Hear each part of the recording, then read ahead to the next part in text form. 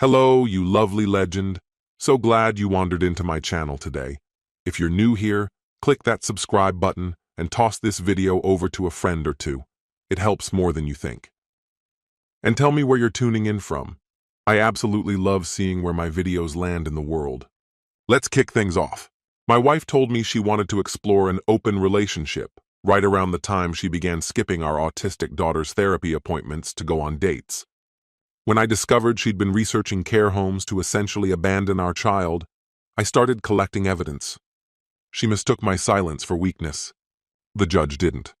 I'm Griffin Morgan, 49 years old, and for the past 12 years, I've made a living installing solar energy systems all over Riverside County, California. The job's not glamorous, but it's honest work. It pays steadily, gives me decent hours, and most importantly, allows me to be present when my family needs me. Or so I thought. That presence was what mattered most. Bianca and I have been together for 18 years. She's now 40 and works part-time at a dental practice nearby. Until recently, I believed our relationship had a strong foundation. We have a daughter, Isla, 15 years old. She was diagnosed with autism at the age of 3. Raising a child on the spectrum transforms your entire life. It changes how you plan your days, where your money goes, and how you think about the future. But I always believed we were handling it together, as a team. Isla is highly capable, but she depends on clear routines and familiar environments to stay grounded. Every Tuesday and Thursday she attends behavioral therapy, $200 per session, out of pocket. She's made great progress over the years. Still, sudden changes rattle her, and noisy or crowded spaces can send her into sensory overload. So when everything unraveled in late March, it felt like a betrayal of all we'd sacrificed to build. I had just completed a difficult 3-day job installing a solar array for a luxury home perched on a hillside. The check from that gig would easily cover 2 months of Isla treatment. I walked into the house that evening, drained but hopeful for a quiet dinner with my family. But the air shifted the second I stepped through the door. Isla was in her room, headphones on, laser-focused on another one of her meticulous architectural drawings. Bianca, however, sat alone at the kitchen table. A half-empty wine bottle stood next to her, with scattered printouts spread across the tabletop. The moment she looked up, I knew something was wrong. Her expression wasn't sad or angry. It was distant, firm, almost clinical, and it set off alarm bells immediately. "We need to talk," she said, her tone low but firm. I dropped my tools and grabbed a beer from the fridge. "All right," I said carefully. "What's going on?" She gestured for me to sit across from her. "Please sit." Reluctantly, I pulled out a chair and sat down, already certain this wasn't going to be about something mundane like Isla homework or our dinner plans. I glanced at the papers on the table. They looked like website printouts, but I couldn't quite read them. "Griffin," she began, "I've been doing a lot of thinking, about our relationship, about myself, about what comes next." "Okay," I replied cautiously. "And where did all that thinking take you?" She took another sip of wine before answering. "I'm not happy," she said. "I haven't been for a long time, and I don't think you're happy either." I looked at her across the table, the woman I'd built a life with, the mother of my daughter, and tried to process what she was really telling me. She was saying that everything we had, everything we'd shared, wasn't enough anymore. "I tell you you're beautiful all the time," I said, trying to reach her. She gave a dry laugh. "You say I look nice when I'm heading out? That's not the same thing as making me feel wanted." I leaned forward. "So what is it that you really want?" She rested her chin near the rim of her wine glass. "I want to feel alive again. I want to know what it's like to be pursued, to be flirted with, to feel like someone is genuinely excited to see me." A heavy, cold weight settled in my chest. "And how are you planning to get that back?" "I want to open our marriage," she said quickly, like ripping off a bandage. "Just for a few months, 6 maybe. I need time to figure myself out again." It felt like a punch straight to the gut. "So what you're asking for is to sleep with other people?" "I'm asking for new experiences," she replied. "To reconnect with the part of myself that's more than just a mother or a wife." I got up and walked to the kitchen window, looking out at the solar panels I'd installed on our neighbor's roof the year before. It wasn't lost on me. the symbolism of keeping their house running while mine was dimming by the day. "And Isla?" I asked, still facing the glass. "How do you think this will affect her? She depends on stability, you know that. Disruption isn't just inconvenient, it's dangerous for her." "She doesn't have to know," Bianca said quietly. "We'll be discreet. I've already worked it out." I turned to face her fully. "You've already planned this out? How long have you been setting this up?" She paused, then admitted, "It's been on my mind for a few months, and I've already met someone who gets it, someone who understands what I'm going through." That cold, stunned feeling hardened into something sharper. "You've already found someone else?" She nodded. "His name is Derek. He's 38, recently divorced, and doesn't have children. We crossed paths during one of my yoga classes. He knows I'm married, and that doesn't bother him." I eased back into my chair, my legs suddenly feeling too weak to trust. "So you're not asking for my permission," I said quietly. "You're simply letting me know what you've already chosen." "I'm trying to be honest with you," Bianca replied. "I could have kept it secret, but I have too much respect for you to lie." "Oh, so you respect me enough to admit you're going to be unfaithful," I said, "but not enough to stop yourself from doing it in the first place?" Her jaw clenched slightly. "This isn't about infidelity, Griffin," she said, her voice flat. "This is about saving what's left of our marriage." "By tearing it apart?" I asked.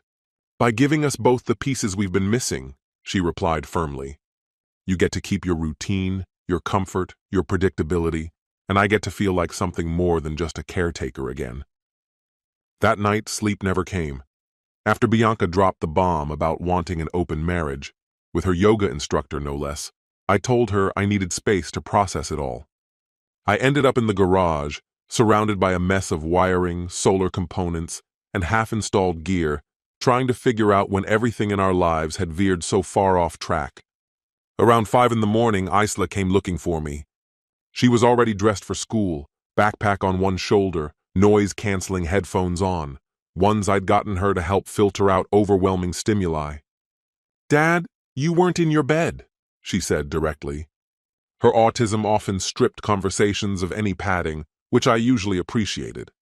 But right then, her bluntness only made things more difficult. "I just had a lot on my mind, sweetheart," I told her softly. "Did you sleep okay?" She nodded, then tilted her head slightly. Mom was noisy in the kitchen really late. She kept opening and shutting cabinets.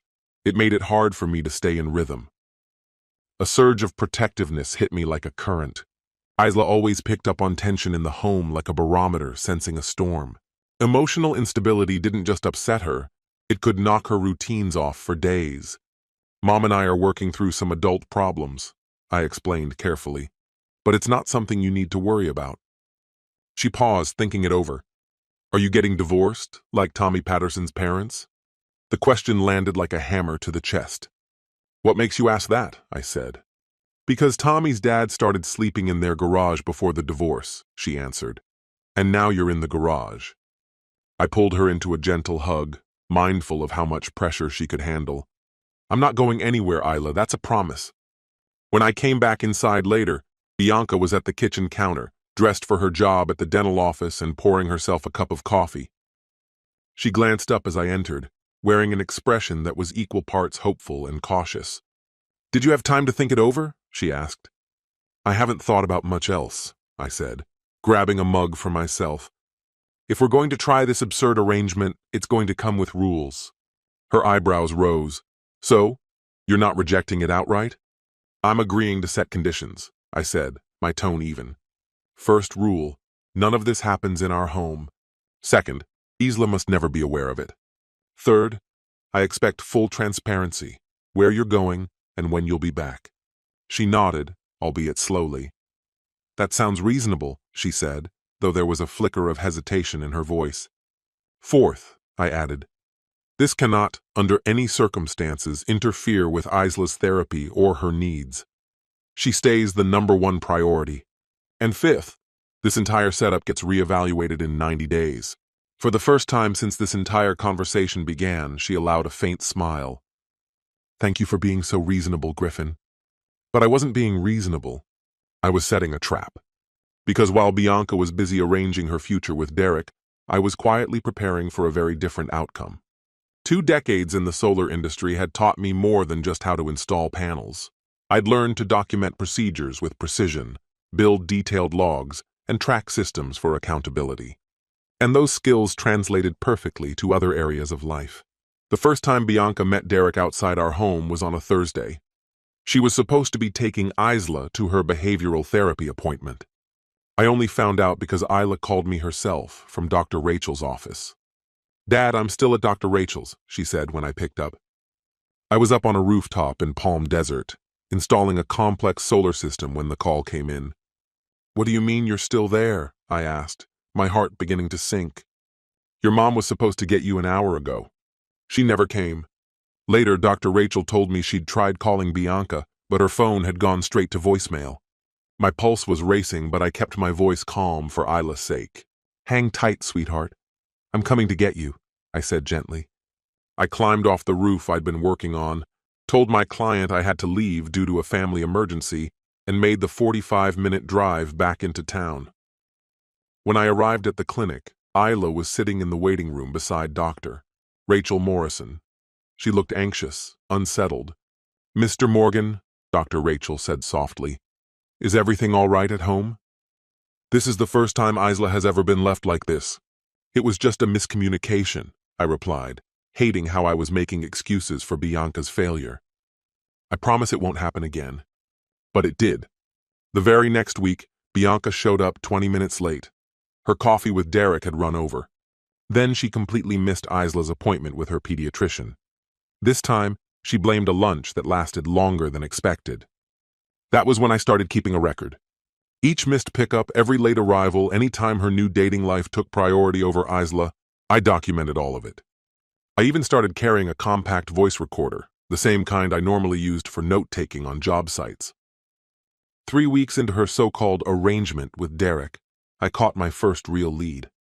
I was out in the garage working on a project in the workshop when I heard her talking on the phone in the kitchen. The thin wall between the two spaces carried her voice clearly. "I know it's not ideal," she said, "but I can't keep dropping everything every time Isla has a meltdown.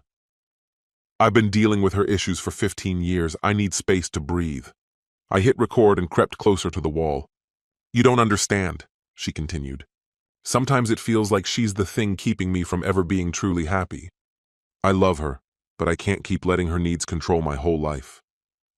I stood frozen, listening as my wife described our autistic daughter as an obstacle to her own happiness. That was the breaking point. This wasn't about fixing a broken relationship. It wasn't self-discovery or personal evolution. This was a woman actively trying to abandon her responsibilities to pursue validation from a younger man. And I was only just beginning to gather evidence. I ended up compiling 3 solid months' worth of documentation. By the time Bianca had been seeing Derek for 6 weeks, she'd become totally reckless. She was spending 3 nights a week at his place, skipping family meals, and leaving me to handle every part of Isla's nightly care. But the turning point came the day I discovered what she'd been researching on her laptop. I hadn't gone snooping. I was looking up our insurance info to submit a therapy claim for Isla when I saw a browser tab still open. It was a website for Mountain View Academy, a residential program for children with developmental disabilities. My stomach sank as I scrolled through the brochures she'd downloaded. This wasn't a school. It was a long-term facility, marketed as a way for families to unburden themselves from the demands of special needs care. They pitched it as a place that offered freedom for parents and structure for complicated cases. That night, when Bianca walked in after yet another dinner with Derek, I didn't wait. "You've been looking into sending Isla to a boarding school?" I asked, keeping my voice level despite the rage simmering underneath. She looked caught off guard. "I was just exploring options," she said quickly. "Options? You mean institutionalizing her?" "Don't be so overdramatic, Griffin," she snapped. "Mountain View is a highly respected facility. Plenty of autistic kids do well in structured environments." "Isla does well here," I shot back. "At home, with us, with the routines we've spent 15 years building." Bianca poured herself a glass of wine, her hands shaking just slightly. "Do you even know what it's like to feel imprisoned by someone else's limitations for over a decade?" she said sharply. Do you have any clue what I've sacrificed? I slid my hand into my pocket and quietly turned the recorder back on. Go ahead, I said. Tell me what you've given up. I gave up a real career, friendships, a life outside this house. Every choice we make is based on what Isla needs. There's no room for spontaneity, no freedom. Everything's wrapped around her. She's our child, I reminded her. She's 15, Griffin, she said bitterly. And she's never going to live independently. She's going to need care for the rest of her life. And I'm tired of pretending that doesn't terrify me. I could hear the wine talking, but I also knew these were thoughts she'd been hiding for a long time. So your solution is to, what, send her away? My solution is to find a place that can support her needs and allow me to have a life. I'm 40, Griffin. If I don't start choosing myself now, I'll blink and I'll be 60, and still stuck. And Derek? I asked quietly. He's okay with all of this? Bianca's posture stiffened, her expression hardening into something unreadable. Derek thinks it's time I start focusing on myself, she said. He says I've spent enough of my life putting others first. I stopped the recorder. I had captured more than enough. Is that so? I said evenly. And when exactly were you going to clue me in on this major shift in our lives? I wanted to make sure I had all the facts first, she replied. It felt smarter to have a full plan in place before starting the conversation. But we both knew the truth. She'd already decided. This wasn't a discussion. It was just damage control. The very next morning, I reached out to Mountain View Academy. I explained that I was gathering information about residential care options for my daughter and requested their full documentation. 3 days later, the packet landed in our mailbox. What I read inside left me stunned. The institution was less a school and more a holding facility, built to give overwhelmed parents a way to erase their special needs children from daily life. The fees were exorbitant. The ratio of caregivers to children was dangerously low. The so-called therapy programs were little more than window dressing to justify the cost. But the most shocking discovery? Bianca had already submitted an application. She'd painted Isla as severely autistic and difficult to manage. According to her description, our home was chaotic, dysfunctional, and no longer suitable. She had rewritten our reality, discarding Isla's strengths and misrepresenting her actual challenges until she was unrecognizable. That night, I waited in the living room as Bianca returned from her night out with Derek. She came in just after 11, tipsy and carrying the stale scent of cigarettes, something she'd never touched before. Apparently Derek smoked, and she was picking up his habits. As she took off her coat, I said, "We need to have a conversation about Mountain View Academy." She paused, eyebrows lifted. "What about it?" "You applied, without ever discussing it with me." A red flush climbed her neck.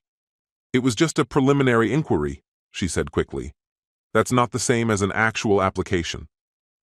"You described Isla as dangerously autistic and emotionally unstable. That's a lie, and you know it." "I just worded things in a way that would help her qualify," she said, her voice cool and unapologetic. "You twisted the truth about our daughter so you could have her institutionalized." "I simply framed her struggles in a language professionals would take seriously," she snapped. "And before you act like I've committed some moral crime, maybe think about what the alternative looks like. Think about what our lives will be in 5 years if nothing changes."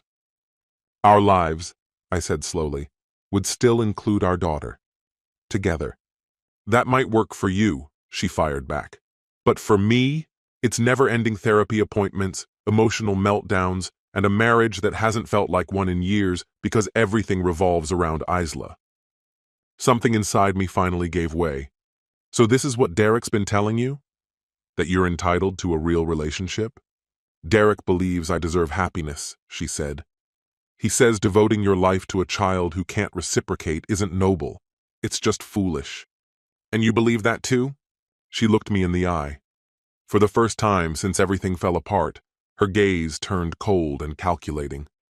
"Yes," she said, without a trace of doubt. "I think Isla would thrive better in a professional facility, and I think we'd be free of the constant weight that's been crushing this house for years." At that moment, I had everything I needed. Not just evidence of neglect, not just secret recordings. I had her words, her real intentions, spoken aloud. Bianca wasn't trying to help our daughter. She was looking for a way to erase her, so she could chase her affair without consequences. Okay, I said. Her brow furrowed. Okay, what? Just, okay, I replied, calm and steady. Now I know exactly where you stand. So, you're open to Mountain View then? I'm open to reviewing all options, I said. Every last one. While she was busy coordinating how to push our daughter out of her life, I was preparing something of my own. 3 months of recorded conversations, missed medical appointments, and signs of willful neglect had given me a strong case. But I wanted to add one final layer of protection before I made my move. I contacted David Brennan, a friend from high school who'd become a highly respected family law attorney. We met at his office on a Thursday morning while Bianca was at work and Isla was in school. David flipped through the evidence folder I handed him, his face grim. Griffin, this is substantial. The recordings alone would give you full custody. And with proof that she lied about Isla's condition to have her institutionalized, I asked. That makes your case even stronger, he said. Especially if we demonstrate that the affair is impairing her ability to be a responsible parent. He leaned back, watching me carefully. But you need to be sure. Once we go down this path, there's no going back. She already crossed the line, I said quietly. She just doesn't know I was paying attention. That same afternoon, I installed a full security system, hidden cameras discreetly designed to resemble smoke detectors. When Bianca noticed them and asked why, I told her they were just for safety. And in a way they were. Just not the kind she imagined. I was securing my home against the threat that was living inside it. The cameras captured everything. Bianca bringing Derek into our house on Friday afternoon, while Isla was away at her therapy session. The two of them sat comfortably in our kitchen, sipping wine and casually discussing how to transition Isla into a residential facility. At one point, Derek even suggested that once Isla was out of the picture, Bianca could move in with him. But the most incriminating footage came the following Tuesday. Isla had been off all day, her routine thrown into chaos because Bianca had neglected to refill one of her prescription medications. When Isla started experiencing a severe anxiety episode, sobbing and rocking in her room, Bianca completely unraveled. "I'm done with this!" she screamed at our distressed 15-year-old. "This is exactly why you need to be somewhere with trained staff who can manage you." I was in my workshop when the shouting began. By the time I got into the house, Bianca was already on the phone with Derek, venting that Isla's meltdown had disrupted her plans for the evening. "She's getting worse," she said, loud enough for Isla to hear. She made no effort to lower her voice. "The sooner we get her placed, the better. I'm sick of pretending I've got this autism mom thing under control." I had it all on tape, every heartless word, every instance she prioritized her affair over our daughter, every moment she betrayed Isla for Derek. That night, once Bianca had left for another dinner with him, I sat down with Isla for one of the hardest conversations of my life. "Honey," I said gently, "things are going to change around here, but I need you to know something important. You're staying with me. No one is sending you away." She looked up at me with those deep brown eyes, completely serious. "Is Mom leaving?" she asked. "Your mom made some choices," I said carefully, "and now there are going to be consequences. But you and we're going to be okay." The final breaking point came that Saturday morning, when Bianca's parents arrived at our house without warning. Margaret and Robert Hawkins had always supported their daughter, sometimes blindly. But when they walked into the kitchen and caught Bianca on the phone, making more plans with Derek, I knew it was time to lay everything out.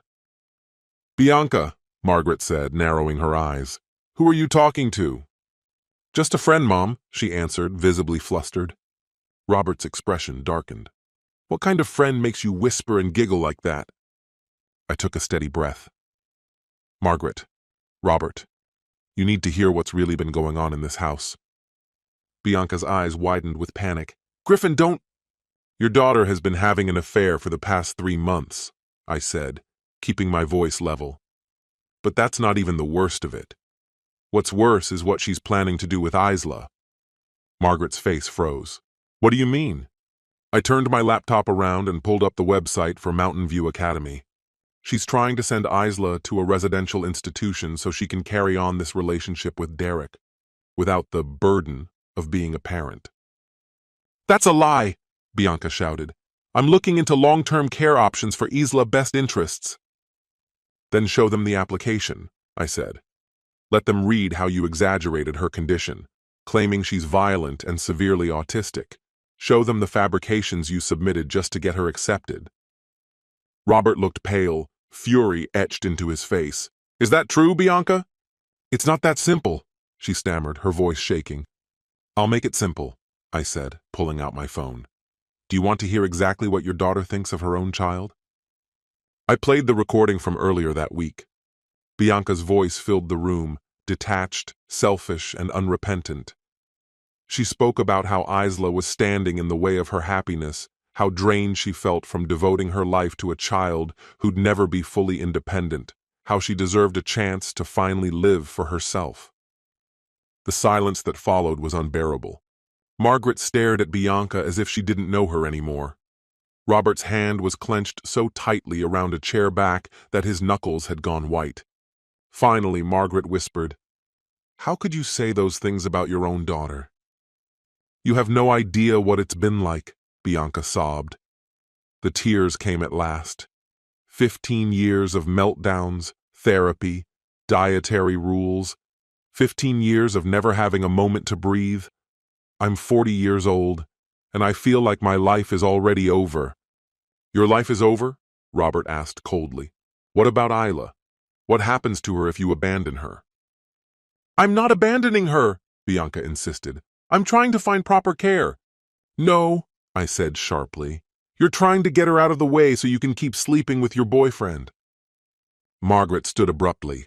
We're taking Isla with us, today. You can't do that, Bianca shouted.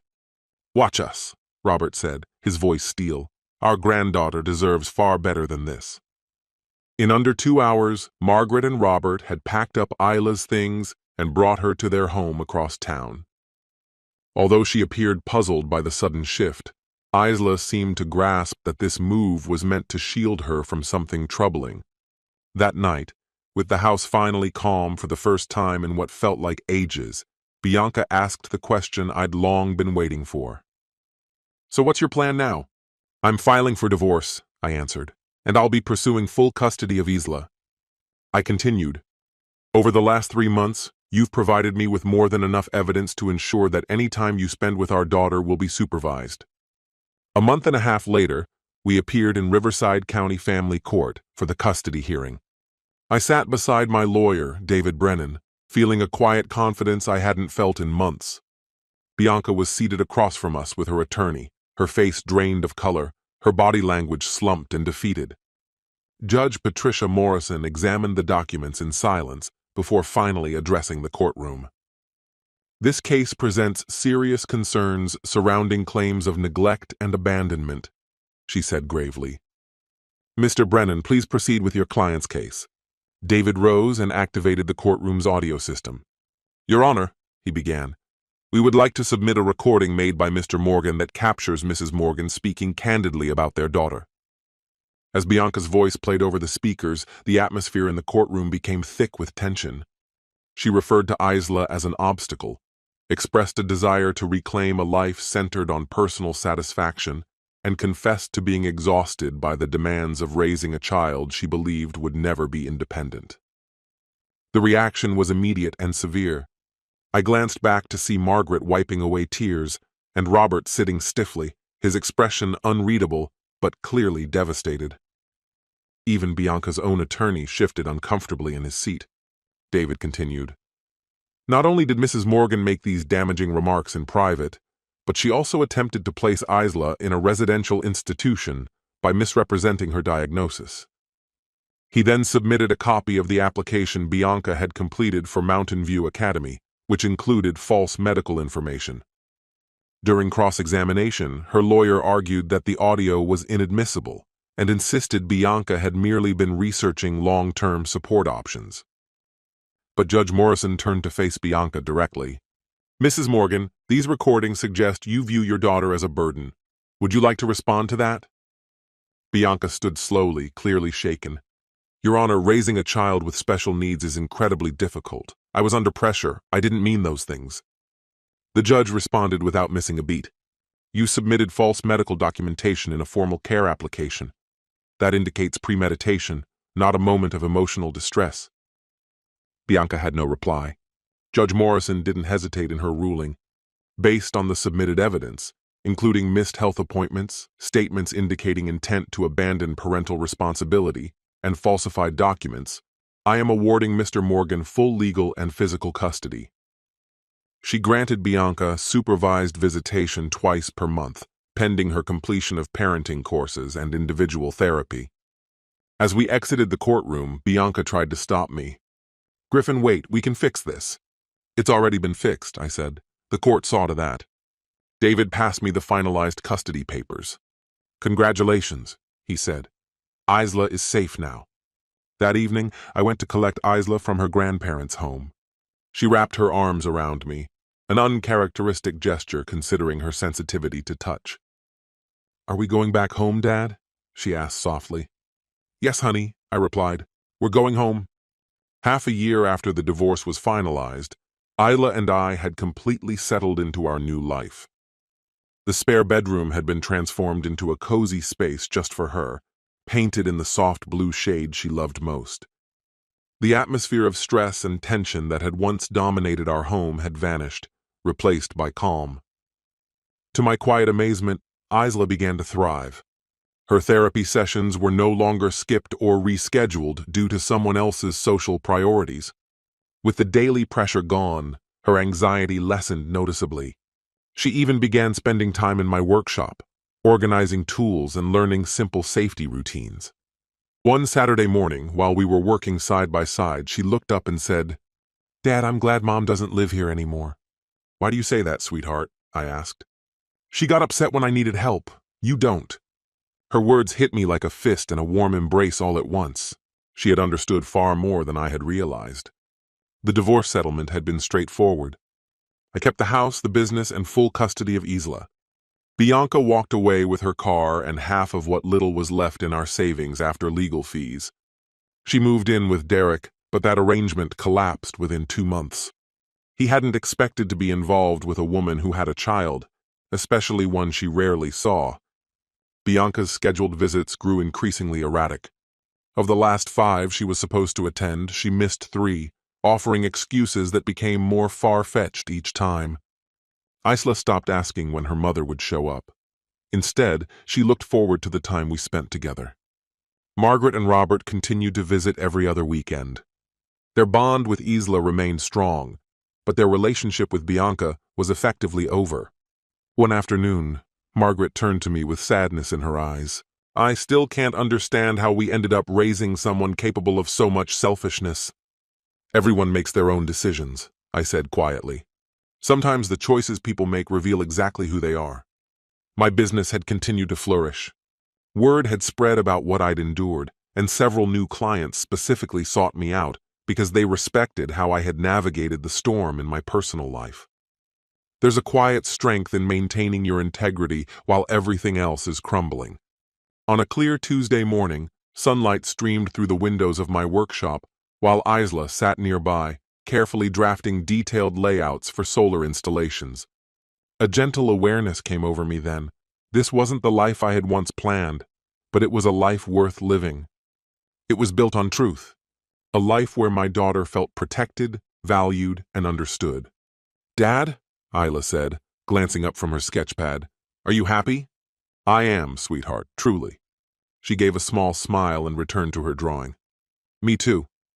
And perhaps that's the real triumph.